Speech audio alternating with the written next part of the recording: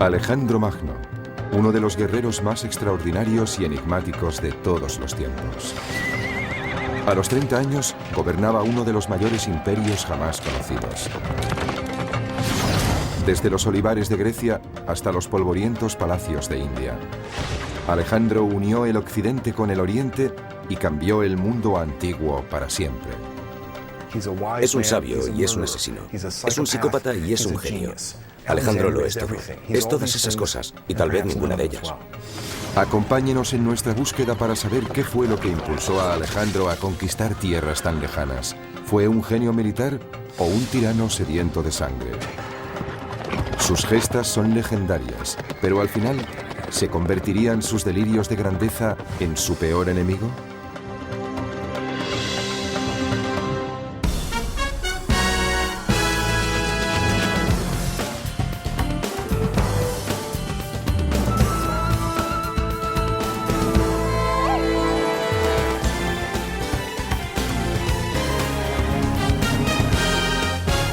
Alejandro Magno, el hombre y el mito. Babilonia, junio del año 323 a.C. Alejandro yace en la cama moribundo. Su cuerpo sufre atormentado por la fiebre. Después de 30.000 kilómetros de conquistas y baños de sangre, su persecución de la gloria eterna llega finalmente a su término.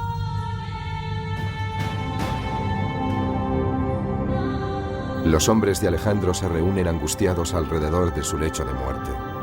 El historiador Plutarco describe la escena. Todo indicaba que lo estaban viendo por última vez, y un sentimiento de pesar invadía sus corazones, junto con una especie de impotente perplejidad ante la idea de perder a su rey. Pocas horas después, uno de los mayores reyes guerreros de la historia habría muerto. ¿Qué condujo a su prematura muerte a los 32 años? ¿Cómo fue finalmente conquistado el gran conquistador? Para hallar las respuestas debemos rememorar su fabulosa vida.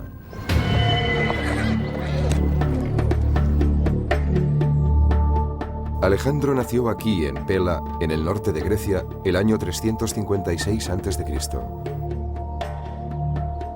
Hacía tiempo que la edad de oro griega había quedado atrás. En aquel momento, el imperio era una frágil colección de ciudades-estado, fragmentadas y divididas. Una presa fácil para el padre de Alejandro, Filipo. El rey Filipo era un soldado rudo y mujeriego. Era un gran bebedor, un luchador feroz y el ídolo de sus curtidas tropas. Su ejército era uno de los mejores del mundo antiguo. Pero Filipo también era un político despiadado. Creó el estado de Macedonia, sometiendo a las tribus rebeldes de la región. Para mí, como es obvio, el éxito de Filipo fue abrumador. Es el hombre más subestimado de la antigüedad. Equilibró el ejército, fue un genio militar con un talento extraordinario. Con diplomacia y fuerza bruta, Filipo logró conquistar la mayor parte de Grecia. De su padre, Alejandro aprendió sus dotes de líder y las técnicas militares. Pero su madre, Olimpia, también ejerció una poderosa influencia en él. De ella heredó su naturaleza apasionada y temperamental. La influencia de su madre debió ser inmensa. Era una mujer poderosa, casi podría decirse que mística. Olimpia era seguidora de diversos cultos religiosos, especialmente el culto a Dioniso, el dios del vino y la pasión.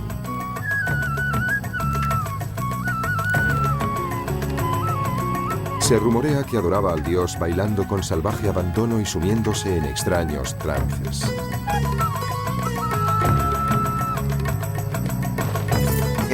En cierto sentido, Olimpia era tan sobrecogedora e inquietante como su esposo. Poseía una inteligencia excepcional. Era políticamente astuta y dura como el acero. Tenía una actitud muy posesiva hacia su hijo.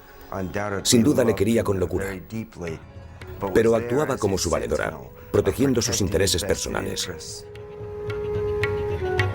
Olimpia extendió el rumor que había sido fecundada por Zeus, el rey supremo de los dioses, en la forma de una serpiente. Alejandro se sentiría fascinado durante toda su vida por la idea de que podía ser inmortal.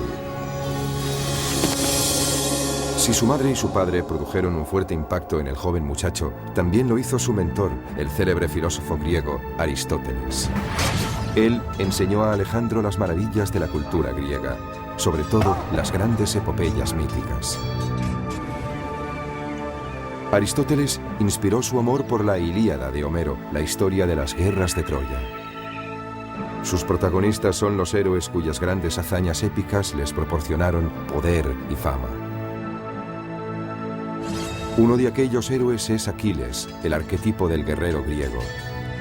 Ante el dilema de elegir entre una vida larga y corriente o una existencia breve pero gloriosa en el campo de batalla, Aquiles optó por una muerte prematura y la celebridad eterna. Resulta muy difícil subestimar el alcance de la influencia de Aquiles en Alejandro. Según él, Aquiles era su antecesor mítico, por parte de madre. Por tanto, desde una edad muy temprana, Alejandro percibió que Aquiles era el modelo a seguir para alguien como él, que siempre quería ser el mejor entre los mejores, tal como lo relata Homero. Pero era su modelo a seguir en dos sentidos, asumiendo su carácter y rivalizando con él. Es decir, lo que hizo Aquiles, Alejandro podía hacerlo mejor. Alejandro abandonó su hogar durante 3 años para estudiar con Aristóteles. Cuando regresó a los 16 años, su otro modelo, su padre, el rey Filipo, había vuelto a casarse. Peor aún, había tenido otro hijo que amenazaba la privilegiada posición de Alejandro como sucesor al trono. Eso despertó las iras y el resentimiento de Alejandro. Ambos sostuvieron violentas disputas. Eso llenó de amargura a Alejandro y creó una atmósfera muy difícil. De hecho, se trata de un fenómeno que trasciende todas las culturas. Es un rasgo psicológico universal, el de la profunda rivalidad de un hijo impulsado por el incontenible deseo de eclipsar a su padre. La enemistad entre padre e hijo se hizo tan intensa que Alejandro tuvo que exiliarse. Finalmente se reconciliaron, pero la tregua no duró mucho. Una noche de verano del año 336 a.C., Filipo y la familia real se reúnen para celebrar el matrimonio de su hija. El rey se detiene a la entrada para saludar al pueblo. Un hombre surge de la multitud y le asesta un golpe mortal. Se cree que fue un ex amante ultrajado. Como muchos griegos de la época, Filipo tenía tanto amantes femeninos como masculinos. Filipo murió al instante. El asesino fue ejecutado allí mismo, antes de que la tortura pudiera hacerle revelar posibles cómplices en las altas esferas. ¿Actuó en solitario o hubo otros que conspiraron con él? Algunos historiadores creen que el asesinato pudo ser instigado por Olimpia, la taimada madre de Alejandro. Al fin y al cabo, Filipo la había rechazado por una mujer más joven. Me inclino a pensar que Olimpia estuvo involucrada. Después de todo, había sido relegada de su posición de honor. No iba a quedarse con los brazos cruzados. No hay nada más peligroso que una mujer despechada, incluso en Macedonia. ¿Y qué decir de Alejandro? ¿Pudo tomar parte en la muerte de su padre? Si nos preguntamos quién salió más beneficiado del asesinato de Filipo, la respuesta es Alejandro. Porque en el momento de su asesinato, Filipo estaba a punto de partir hacia Asia para iniciar una gran campaña de conquista. Alejandro no iba a tomar parte en ella. Iba a quedarse en casa, presumiblemente como regente. Pero no hubiese podido alcanzar la gloria que proporciona la intervención en una gran campaña. Y la gloria era precisamente lo que Alejandro perseguía por encima de todo. Cualquier sospecha hubiese enfurecido a los nobles macedonios cuyo apoyo necesitaba, y obtuvo. Con solo 20 años, Alejandro fue coronado rey. Cuando ascendió al trono, Alejandro heredó un gran ejército, pero también una gran inestabilidad política. Tardó un año en sofocar una rebelión en Grecia y consolidar su poder. Pero Alejandro no se conformaba con Macedonia. Su creciente impaciencia y su ambición le hacían querer más. Fijó su mirada en el enemigo ancestral de Grecia, los persas. El imperio persa se extendía desde la actual Turquía hasta Pakistán. 150 años antes, los persas habían incendiado la ciudad de Atenas y destruido sus templos. Este crimen de guerra nunca cayó en el olvido. Filipo, el padre de Alejandro, planeaba invadir Persia antes de su muerte. Ahora, Alejandro tendría su oportunidad para vengarse. Suscribo la idea de que la maníaca ambición de Alejandro está alimentada por el enorme éxito de su padre. Alejandro es como una chispa encendida por Filipo, y es una chispa muy poderosa. Más bien es una llama abrasadora. Esa llama abrasadora estuvo a punto de consumir al propio Alejandro. Durante su corta vida, Filipo le alentaría, retándole a lograr proezas cada vez mayores, en un esfuerzo por demostrar que era lo bastante bueno o tal vez incluso mejor que su padre. Con el fantasma de Filipo a sus espaldas, Alejandro parte para recorrer el sendero hacia la gloria. En el año 334 a.C., Alejandro cruza el Helesponto con su ejército. Inicia así una epopeya de 11 años de ambición y conquista sin precedentes que cambiará la faz del mundo antiguo para siempre. Su primera parada, los muros en ruinas de Troya, para rendir homenaje a su héroe de la niñez, Aquiles. Él y Hefestión, del que se decía que era su amante, visitan la tumba de Aquiles. En el escenario de la mítica Gran Batalla de Troya, Alejandro se prepara para su propia conflagración épica. Su oponente, uno de los hombres más ricos y poderosos de la tierra, el rey Darío III. El monarca persa no tiene ni idea de la fuerza a la que se enfrenta. Alejandro ha recibido un valioso legado de su padre, uno de los ejércitos más disciplinados y mejor entrenados del mundo antiguo. El joven rey es un líder carismático e inspirador, aún más que Filipo. Creo que el secreto del genio militar de Alejandro es su extraordinaria determinación. Es valiente y audaz, aunque a veces llega hasta el punto de ser temerario. Nunca parece dudar ante la perspectiva de entrar en acción.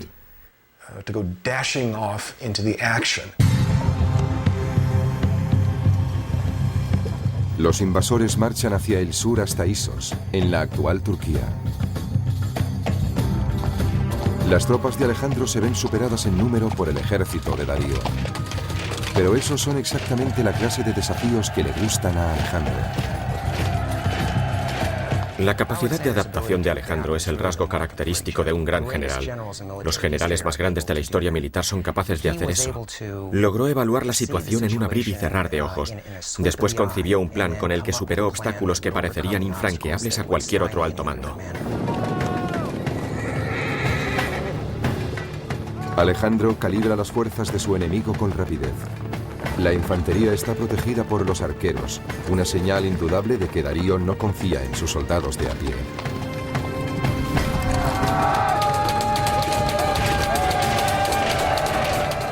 Alejandro realiza su primer movimiento, utilizando una de las armas más poderosas de su arsenal, el arma del miedo. Era algo absolutamente estremecedor. Hacían chocar sus escudos, movían las lanzas de un lado a otro y avanzaban a su encuentro con un grito increíble, escalofriante e interminable mientras iban acercándose. Era aterrador. Alejandro cruza el río y sube por la otra orilla.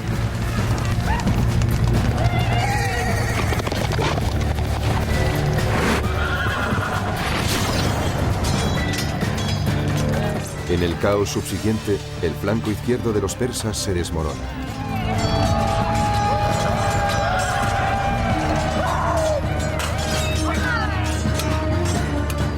En una imagen casi fotográfica, esta batalla monumental aparece en un mosaico de Pompeya. Se considera una copia fidedigna de una pintura de finales del siglo IV a.C. Cuando finalmente Alejandro se encuentra cara a cara ante su adversario, primero atraviesa con su lanza al guardaespaldas de Darío. Alejandro está rodeado de soldados persas, cegados por el miedo y el terror. Al verse ante ese vengador invencible, Darío huye.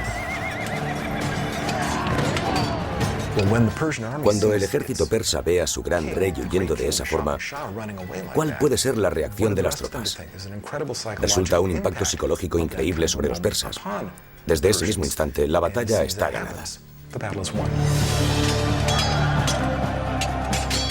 Sin embargo, Alejandro es implacable.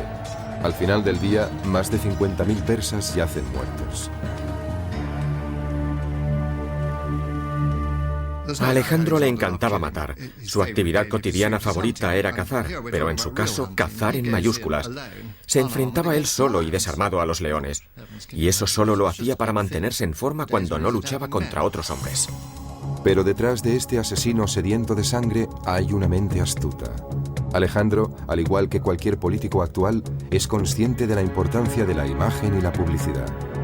Está decidido a convertirse en una leyenda viva. Acompañándole en su expedición se encuentra su historiador personal y asesor político, Calístenes. La misión de Calístenes en la campaña de Alejandro era actuar como agente de publicidad, el Relaciones Públicas oficial. Parece bastante claro que mientras Alejandro iba avanzando, Calístenes se dedicaba a difundir los hechos acaecidos en el frente. Era una especie de corresponsal de guerra incorporado al ejército de Alejandro. Tras la batalla de Isos, Alejandro y su ejército avanzan hacia el sur siguiendo la costa del actual Líbano. La mayoría de ciudades capitulan, pero la isla de Tiro se mantiene firme. La actitud de Alejandro con respecto a la resistencia era someterse o morir.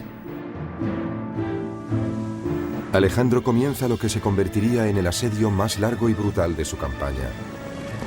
Cuando finalmente caen las murallas, tras 7 cruentos meses, elimina a 7.000 hombres y esclaviza a otros 30.000. Como lección para otras ciudades que puedan resistirse a la invasión, crucifica a 2.000 guerreros de Tiro. Cuando terminó, permitió que sus hombres dieran rienda suelta a su sed de venganza, matando prácticamente a todos los hombres de la ciudad fortificada. Fue una horrible exhibición de brutalidad, pero también fue de una gran eficacia, porque mostraba a cualquier posible enemigo lo que podía ocurrir si se resistía. En otro asedio salvaje, esta vez en Gaza, el ejército de Alejandro aniquila a todos los hombres de la ciudad. Desde el punto de vista militar, lo hizo todo bien, o casi todo. Hay mucho que emular de su generalato, pero Alejandro también tenía su lado oscuro. Era brutal y luchaba para alcanzar la gloria. Muchas de las cosas que nosotros consideraríamos los peores rasgos de la humanidad también se manifestaban en Alejandro.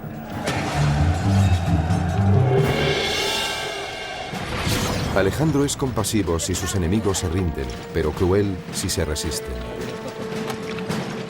El gobernador de Gaza, Batis, se decide por la opción más dolorosa.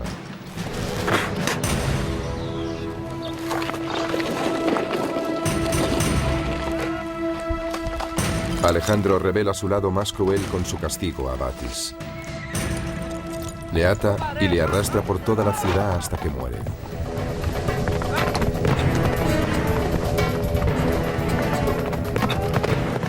Es una escena familiar tomada de las páginas de la Ilíada de Homero.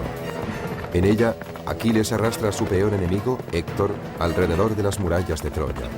Pero en esa versión, Héctor ya estaba muerto.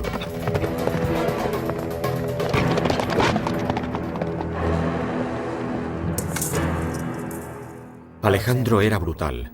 Elevó el arte de la brutalidad a la máxima expresión. En muchos casos, eso fue lo que le proporcionó tantos éxitos. No habría conquistado como lo hizo si no hubiese recurrido a tácticas tan brutales. Con una serie de victorias salvajes en su haber, Alejandro está listo para tomar Egipto, uno de los mayores imperios que el mundo jamás ha conocido. Los faraones egipcios eran considerados dioses vivientes y construyeron inmensas pirámides, templos y monumentos como testimonios de su gloria. Si los griegos sentían fascinación por la cultura egipcia, Alejandro aún estaba más impresionado y obsesionado por la idea de que un gran gobernante también pudiera ser un dios.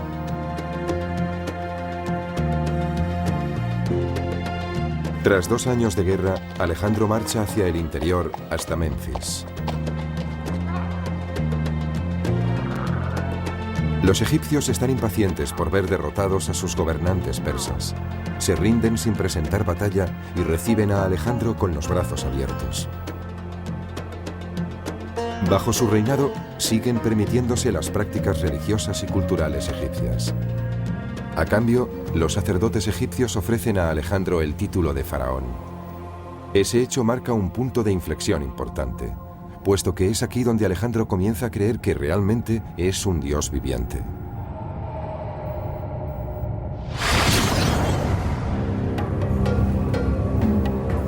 En el año 331 a.C., Alejandro inicia una singladura épica para visitar el oráculo de Siva.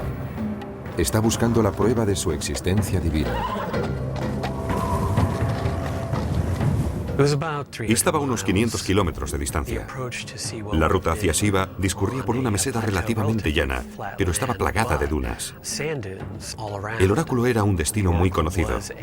Debía haber un sendero, pero este podía quedar enterrado bajo la arena. Debió encontrarse en un entorno donde el calor durante el día es sofocante y de noche hace un frío espantoso. De pronto se forma una tormenta de arena y ni siquiera puedes verte las manos delante del rostro.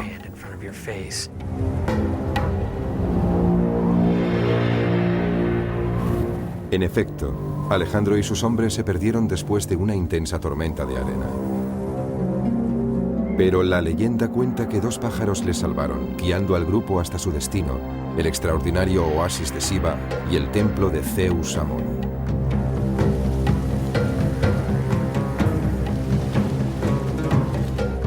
Aquella visita al oráculo es uno de los episodios más fascinantes de toda la historia del mundo antiguo. La cuestión es saber si, previamente, Alejandro había planificado una ingeniosa maniobra publicitaria que corroborase su condición de hijo de Zeus. Alejandro entra en el templo solo, mientras sus hombres esperan fuera. Aquí está Alejandro. Es un hombre joven, apenas sobrepasa los 20 años, pero ha logrado ya hitos extraordinarios. De pronto se encuentra en un lugar donde al menos los egipcios nativos le tratan como un dios viviente. Y uno se pregunta, ¿qué debe pensar?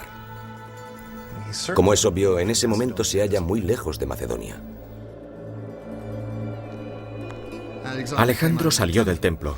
Todos corrieron a su encuentro y le preguntaron, Alejandro, Alejandro, ¿qué has pedido? Y respondió, no os lo voy a decir. Ellos le dijeron, pero hemos oído que el oráculo te llamaba hijo de Zeus. Y él respondió, está bien, podéis contar eso si os place.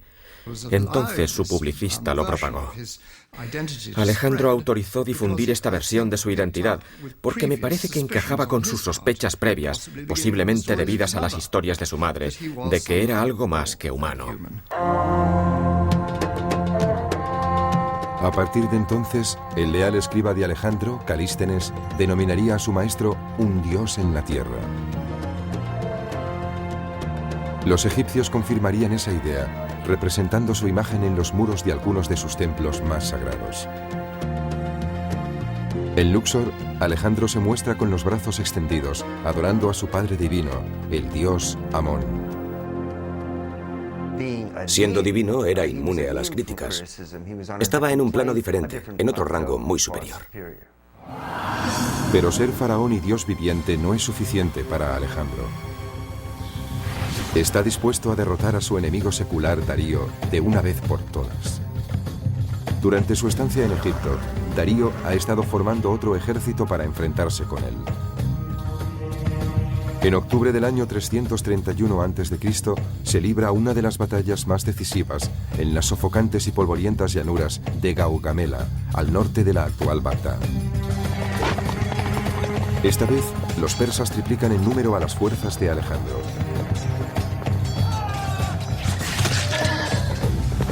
Pero se crece ante el peligro y el desafío solo parece espolearle aún más. Sus hombres están casi completamente rodeados por el ejército persa, pero sus flancos aguantan al enemigo el tiempo suficiente para abrir una brecha en las líneas persas. Alejandro aprovecha la oportunidad y avanza para atacar a Darío. El rey persa huye de nuevo. Uno de los secretos del éxito de Alejandro en el campo de batalla es su uso de la falange, una formación de 16 soldados en línea armados con lanzas largas. Alejandro utilizaba la táctica del yunque y el martillo con sus falanges. Su propia falange, la infantería macedonia, formaba el yunque y con el martillo, que era la caballería, aplastaba a la falange enemiga. Esta táctica, del yunque y el martillo, la empleó en numerosas ocasiones para imponerse en el campo de batalla. Darío, que ha huido a las montañas del este, finalmente es asesinado por uno de sus oficiales.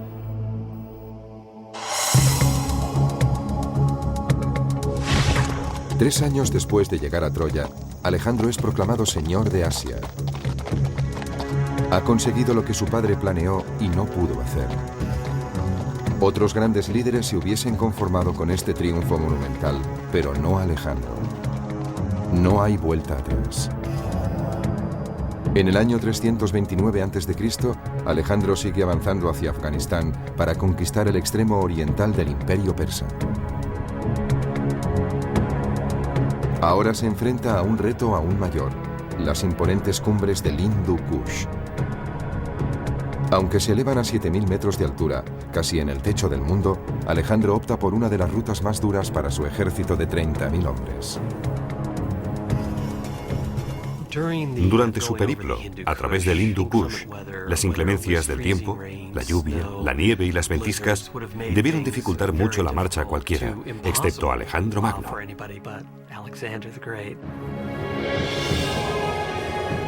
A esa altitud, el oxígeno es más escaso. Se requiere un mayor esfuerzo para recorrer distancias más cortas. En algunos lugares, el paso es tan estrecho que el ejército marcha en una fila india que se extiende a lo largo de más de 15 kilómetros. El inquebrantable coraje de Alejandro es lo único que mantiene los hombres en movimiento. Si quieres lograr grandes cosas valiéndote de un ejército, ese ejército debe estar absolutamente dispuesto a hacer lo que les pidas. Si piensas por un momento lo que Alejandro les pidió, es absurdo. ¿Por qué lo hicieron? Bueno, pues porque tenían unos lazos muy estrechos con él. Pero al final, esos lazos acaban poniéndose a prueba. Con el fin de aumentar su ejército con tropas de refresco, Alejandro recluta a soldados persas en sus filas. Esa resulta una medida muy impopular entre los griegos. Debo subrayar que no fue solo una decisión militar, también fue por cuestiones sociales. Pero al final de la jornada desmontan, se meten en la tienda para beber algo y ¿qué se encuentran? Pues se encuentran con un bárbaro iraní tomando una copa a su lado en su misma tienda. Eso no les gusta, los soldados pueden ser muy racistas. Su resentimiento crece con el oscuro giro que toma el carácter de Alejandro. Cuando el ejército llega a la legendaria ciudad de Samarcanda, se celebra una copiosa bacanal.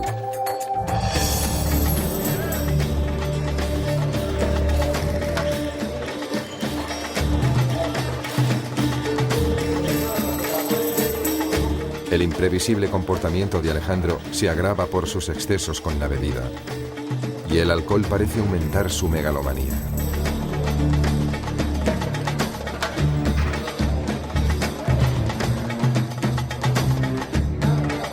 Uno de sus invitados es Clito, que sirvió a las órdenes de su padre Filipo y salvó la vida a Alejandro en el campo de batalla. Cuanto más corre el vino, peor es su ánimo. Alejandro comienza a presumir de que sus gestas son mucho más heroicas que las de su padre. Clito escucha indignado en silencio y finalmente grita: «Toda tu gloria se la debes a tu padre».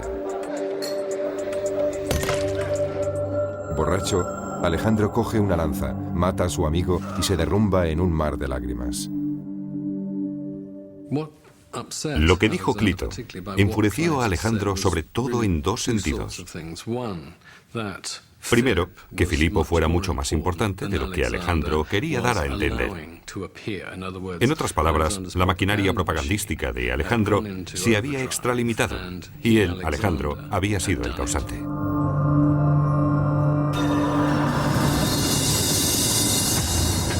Lo que Alejandro quiere ahora es tener el control absoluto de sus hombres. Quería que sus soldados y oficiales se inclinasen ante él y le besasen. Después él ofrecería un beso a los oficiales para mostrarles que eran de su mismo rango social. A los macedonios no les gustaba nada ese ritual de los besos. Para los griegos, solo los dioses debían adorarse así. Muchos se niegan a obedecer a Alejandro. Uno de ellos es Calístenes, el hombre que había creado el mito de Alejandro. Calístenes pensó que era un acto servil, bárbaro, que era una traición a las costumbres griegas. Pensó que Alejandro estaba convirtiéndose en un tirano absoluto, en un déspota. Un despiadado Alejandro ordena la tortura y muerte de Calístenes. Probablemente Alejandro fue víctima de su propio éxito. Tal vez se creyó en exceso su propia divinidad, su megalomanía. Con el tiempo es posible que esos sentimientos de grandeza influyeran en su manera de conducir las campañas y de relacionarse con sus soldados.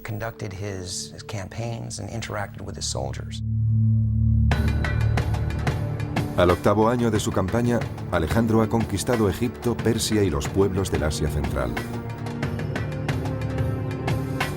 El imperio de Alejandro se extendía desde Grecia hasta Afganistán y cubría unos 5 millones de kilómetros cuadrados.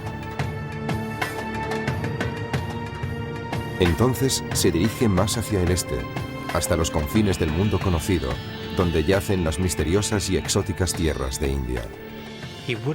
Debió ir hacia el este. Esa es la ruta de invasión que siguieron los persas para conquistar parte de India. Como heredero del imperio persa, deseaba esos territorios. Así que siguió la ruta de los ejércitos que le precedieron y, ciertamente, de los que le sucedieron, a través del paso de Khyber. Alejandro llega a un lugar tan enigmático que aquí todas las normas han cambiado. Se enfrenta a un poderoso rajá dispuesto a frenar su avance. Los hindúes han reunido un ejército de 50.000 hombres. Además, poseen una nueva y terrible arma: 200 elefantes de guerra. Con una altura de casi 3 metros y un peso superior a las 5 toneladas, los elefantes eran los carros de combate de la antigüedad. Podían cargar al enemigo y aplastarlo con sus patas. Alejandro enseguida advierte que no puede arriesgarse a un ataque frontal ante una fuerza de tal magnitud. Posee la capacidad de planear y calibrar la distribución y el espacio para mantener siempre un elemento de incertidumbre sobre sus intenciones. Se mueve hacia la derecha cuando en realidad va a recortar hacia la izquierda. En la India, realiza un amago antes de cruzar el río y luego cruza por donde menos lo espera el enemigo.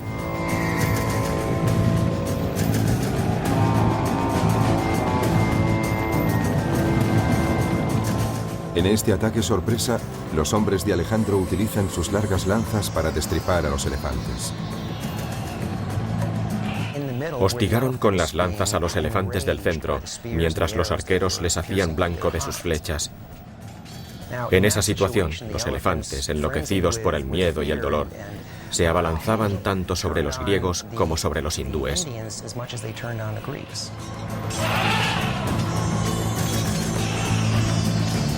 Después de una de las batallas más enconadas de la carrera de Alejandro, el ejército hindú es derrotado y el rajá se rinde.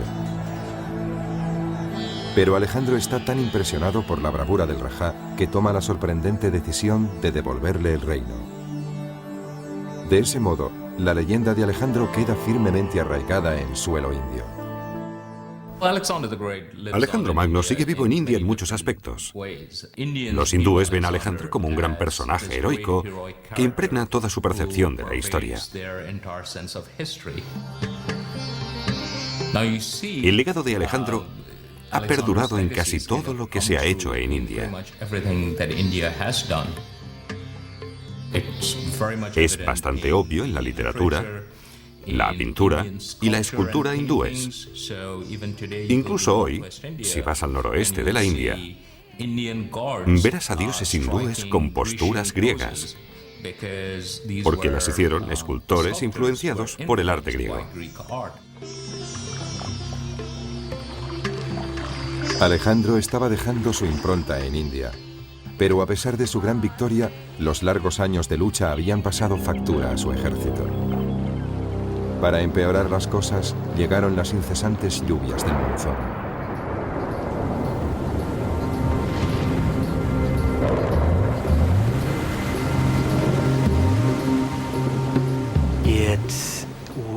Desde el punto de vista psicológico, debió ser terrible para sus hombres de Macedonia, porque nunca habían experimentado nada semejante.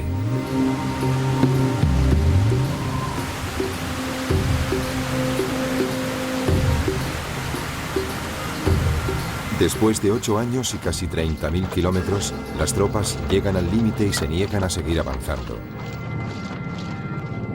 Alejandro ha perdido su primera batalla contra sus propios hombres. No le queda más alternativa que dar media vuelta. Me imagino cómo debió ser ese momento. Allí estaba, con menos de 30 años, en el punto donde él creía que el mundo acababa en aquella vasta extensión de agua. Debió quedarse contemplando el horizonte y debió hacer un sacrificio a los dioses que le había indicado su divino padre. Entonces debió pensar, de todas formas, Filipo, nunca llegaste tan lejos. Era un egocéntrico, pero qué voluntad, y ellos se niegan a seguirle, pobres de espíritu. En el largo viaje de regreso a Persia, Alejandro conduce sus tropas hacia una nueva marcha épica. Esta vez por las estériles arenas de uno de los desiertos más áridos de la tierra. ¿Por qué optó Alejandro por esta ruta? Es un misterio. Tal vez para castigar a sus hombres por no seguirle hasta los confines del mundo. El terreno cambió drásticamente de un suelo yermo y seco, donde no crecía nada, a un desierto de dunas inestables, donde sus hombres se hundían hasta la cadera o más arriba. Miles de ellos murieron de sed, insolación y agotamiento. Menos de un tercio de su ejército logró sobrevivir.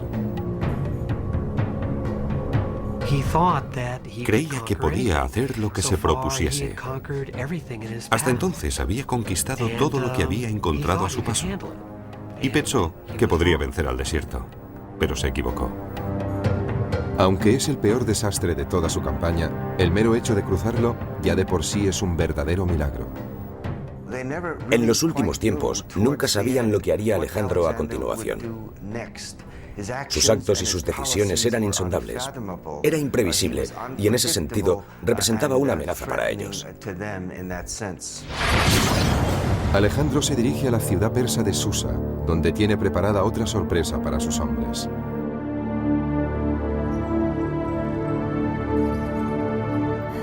Ordena a casi un centenar de oficiales macedonios que se desposen con mujeres persas. Aquellos matrimonios serían permanentes. Lo hizo para que fecundaran a esas mujeres y produjeran una gran cantidad de niños mestizos macedonio-iraníes que iban a ser los príncipes del futuro. Sus hombres sienten un profundo rechazo hacia esos enlaces, aumentando su resentimiento. Sin embargo, para Alejandro, fundir el occidente con el oriente es un asunto práctico. Él, en persona, se casa con 3 mujeres extranjeras para dar ejemplo. Si quiere gobernar un imperio tan diverso, necesita mezclar las culturas. Y está sentando las bases del nuevo imperio. No el que ha conquistado, ni el que trajo con él desde Grecia y Macedonia, sino el nuevo imperio de Oriente Medio.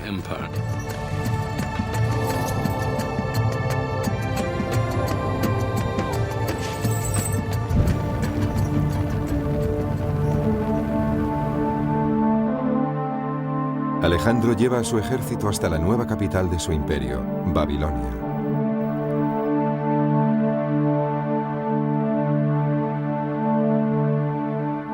Una calurosa noche, cae misteriosamente enfermo después de una juerga desenfrenada.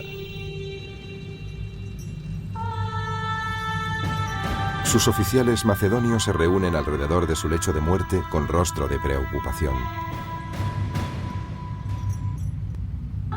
Al cabo de 11 días febriles, muere a la edad de 32 años.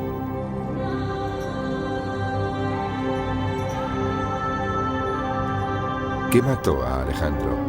¿Fue una enfermedad? ¿Fue el alcohol? ¿O fue un asesinato? Algunos expertos sostienen que murió de fiebre tifoidea.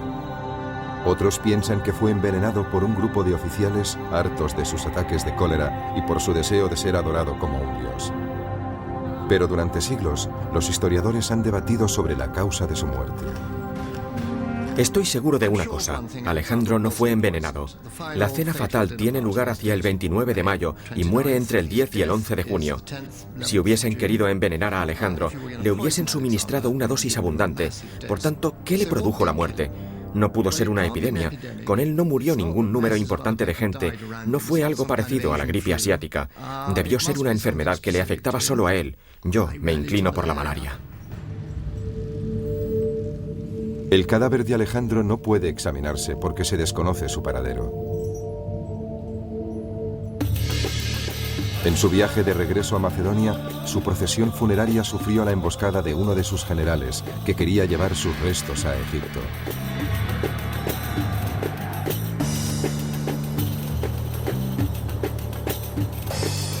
Durante siglos, el cuerpo de Alejandro descansó en la ciudad de Alejandría. Probablemente era una de las reliquias más sagradas del Imperio Romano. Después de su muerte, Alejandro fue adorado como un dios con gran devoción. Julio César vino a rendir homenaje a su héroe muerto. El emperador romano Augusto depositó una corona de oro sobre su ataúd y esparció flores sobre el cadáver. Pero en el siglo IV de nuestra era, algo ocurrió y la tumba desapareció. Desde entonces, la tumba de Alejandro es uno de los santos griales de la arqueología. Algunos expertos creen que pudo ser destruida por la guerra o incluso por un terremoto. Pero hay un historiador británico que tiene una teoría más interesante. Andrew Chuck cree que un mapa del siglo XVI ofrece una pista sobre su paradero. Justo en el centro hay un pequeño edificio que podría ser la capilla, con el minarete de una mezquita detrás, que tiene una inscripción en latín que dice Domus Alexandri Magni, o sea, la casa de Alejandro Magno.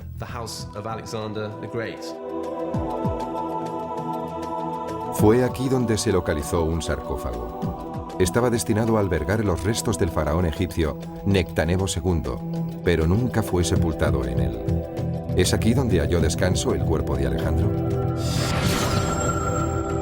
El sarcófago fue redescubierto por Napoleón en el siglo XIX. Pero cuando fue derrotado por los británicos, el sarcófago vacío se trasladó a Londres. Hoy se encuentra en el Museo Británico. Tal vez ese sarcófago acogió los restos de Alejandro Magno. Cuando piensas que Julio César y Augusto estuvieron frente a él y que probablemente lo tocó Napoleón, te invade una emoción electrizante.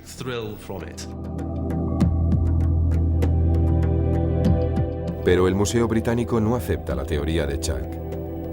Los restos de ADN que podrían reforzar su hipótesis ya no están ahí.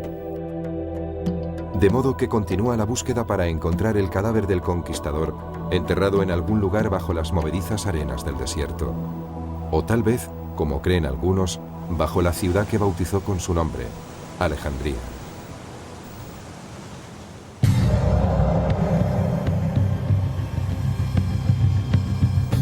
Aunque los restos de Alejandro pueden haberse perdido para la historia, su legado perdura. Sus brillantes tácticas de guerra siguen estudiándose en las academias militares. Existen modelos o patrones de pensamiento y acción que se hacen evidentes al estudiar el generalato de Alejandro. Esos patrones son tan aplicables en el mundo moderno como lo fueron en la época de Alejandro. Un comandante en jefe es responsable de miles de vidas y debe poseer visión, disciplina y una confianza absoluta en sus tropas. Alejandro Magno fue un líder carismático que sabía motivar a los hombres durante su larga campaña. Su habilidad para conectar con los soldados le procuró su lealtad absoluta en el campo de batalla. Todo lo que exigía a sus hombres podía hacerlo él mismo, liderando la carga y compartiendo los peligros con ellos. Estaba al pie del cañón, junto a sus soldados de menor rango. A muchos de ellos les conocía por su nombre. Habían pasado mucho tiempo juntos en aquella campaña. Eso creaba unos lazos muy estrechos. A lo largo de los siglos, numerosos jefes militares han recurrido a las brillantes estrategias de Alejandro en la batalla. Los emperadores romanos se vieron inspirados por el autocrático Alejandro. Le veneraban porque logró lo que otros pensaron que era imposible. Se dice que cuando Julio César cumplió los 32 años, lloró amargamente al pensar que sus logros no eran tan grandes como los de Alejandro. Parece claro que, como tantos otros romanos, Julio César estaba acomplejado por Alejandro. Envidia terriblemente a Alejandro. Todos los romanos le envidiaban. Uno de los mayores generales del mundo antiguo, Aníbal, también estuvo influido por Alejandro. Ambos se sentían impulsados por el odio a un antiguo enemigo. Alejandro quería castigar a los persas y Aníbal a los romanos. Asimismo, en la Norteamérica de la Revolución, la estrategia militar de George Washington se cimentó en Alejandro. Todo lo que hizo Washington tiene sus orígenes en Alejandro Magno. El franqueo del río Delaware es una réplica exacta en cuanto a la táctica y la estrategia de la batalla que libró Alejandro en el Idapo.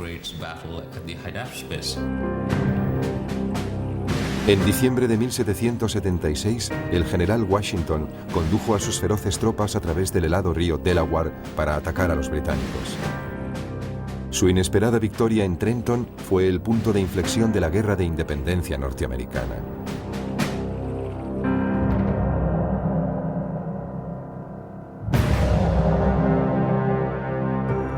Desde la niñez, el general corso Napoleón Bonaparte sentía fascinación por la leyenda de Alejandro Magno.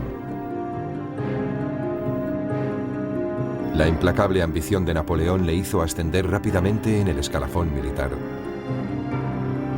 Como Alejandro, construyó su poder en una serie de audaces victorias militares. Tan pronto como tuvo ocasión, siguió los pasos de Alejandro viajando a Egipto. Sobre todo estaba impresionado por la política religiosa de Alejandro, su capacidad para adaptarse a cualquier circunstancia y para captar la mentalidad del país en el que se encontraba.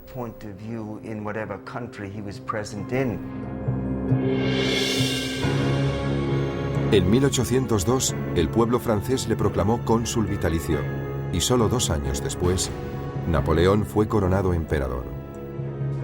Como Alejandro, Napoleón inspiraba una lealtad total en sus hombres.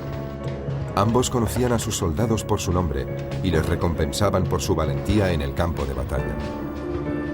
Cuando Napoleón estudiaba la invasión de Rusia, pensaba en Alejandro debido a las grandes distancias que debía recorrer.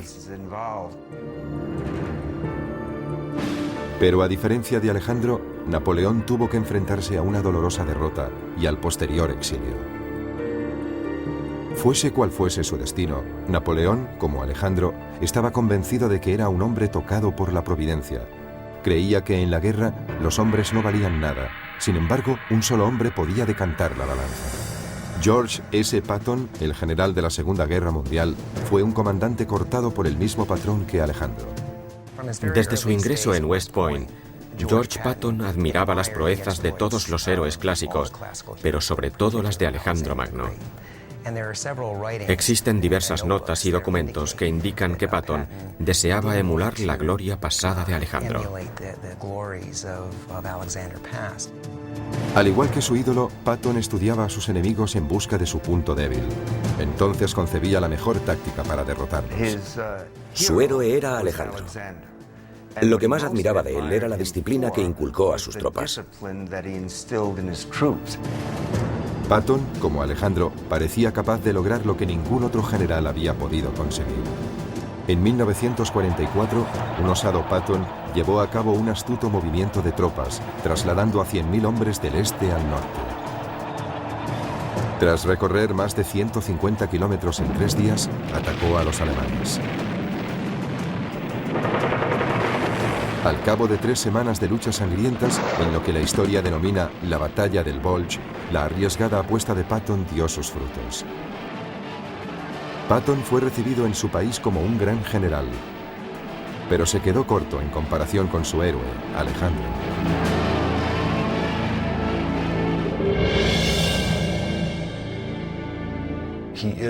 Es el máximo exponente de todos los tiempos, para bien y para mal. Eso es lo que le hace un icono tan atractivo, casi irresistible para cualquiera que aspire a alcanzar el éxito y la gloria. El arte de la guerra solo es una parte del legado de Alejandro. También instauró nuevas rutas comerciales y forjó las bases de las relaciones culturales entre Oriente y Occidente. De hecho, lo que hace Alejandro es extender la cultura griega. Las tragedias griegas se representan en lo que hoy es Irán. La filosofía griega se propaga por toda la India hasta Sri Lanka. Se trata de una asombrosa fertilización cultural. Pero por encima de todo, es considerado uno de los genios militares más excepcionales que jamás haya existido. Alejandro Magno se ha convertido en símbolo de ambición desenfrenada y hazañas colosales. Su coraje, su naturaleza intrépida, su espontaneidad, la profunda lealtad que inspiraba, fue un hombre increíble desde todo punto de vista.